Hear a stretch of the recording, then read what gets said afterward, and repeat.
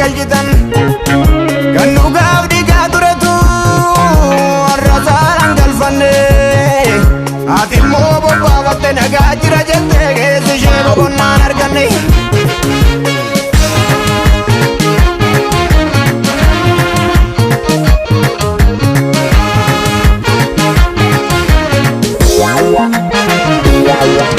Albeen diinaa kaleessa nu murte cobaa dhiiga keenya hordofte arras nu biraan hafne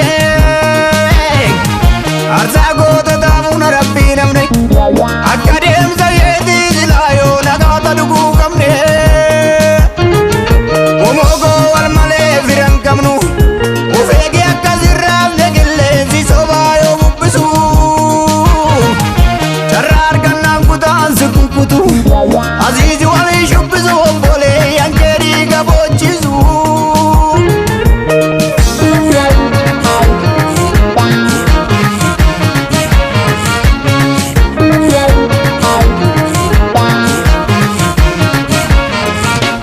Lallaba gowwaa firatu kaanaaf ni waama deebiin dhaggeeffatu. Lallaba gowwaa firatu kaanaaf adda kutu deebiin dhaggeeffatu. Lakkisaan kaasu homoogoo dadamma kirimaa gaangee kun nama baasu. Lakkisaan kaasu homoogoo dadamma kirimaa gaangee kun nama baasu. Barwaa hundi irra dibaa gubbaa calaqqisaa keessa milchaanne borsi dibaa hin fudhatin irra dibaa irra dibaa borsi dibaa gubbaa calaqqisaa keessi summiidha borsi dibaa hin fudhatin irra dibaa irra dibaa borsi dibaa. Obsineerra obsineerra obsineerra obsineerra obsa keessa darbee garbara fakkaatu of eeggadhu galeessaa sotoo tuffattu kan teessumatti jibbite lafaa kaatee sitti sirbite. Obsineerra obsineerra obsineerra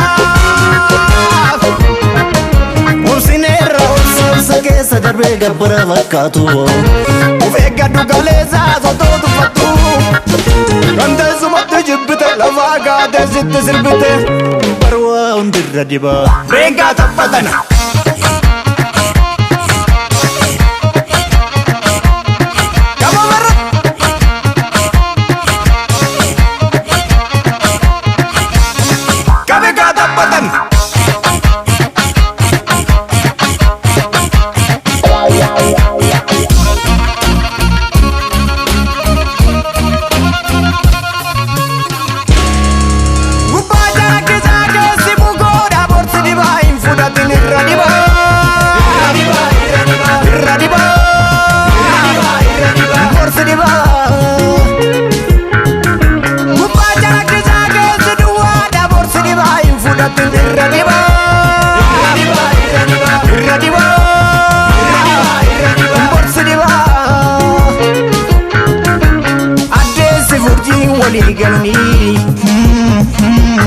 Urriidhaaf duumessa michoonfatanii biiftuu baadoo gurguraadhatanii biiftuu yeroo ishee baan ooltu isaanis guyyaa hin mul'atanii. Galma dhugaa galma dhugaa galma dhugaa ijaarsi saasaa ulfaatu abdii irraa kutukanii maana baatu. Galma dhugaa galma dhugaa karaan isaa lagaatu abdii irraa kutukanii maana baatu. Addeessi furjii walii galanii urriidhaaf duumessa michoonfatanii biiftuu baadoo gurguraadhatanii biiftuu yeroo ishee baan ooltu isaanis guyyaa hin mul'atanii. Galma dhugaa galma dhugaa galma dhugaa waa baay'isaa qabaatu abdii irraa kutukanii maana baatu. Galma dhugaa galma dhugaa galma dhugaa oree guutaa qabaatu abdii irraa kutukanii maana baatu. irra diba. Beengaa taphatana.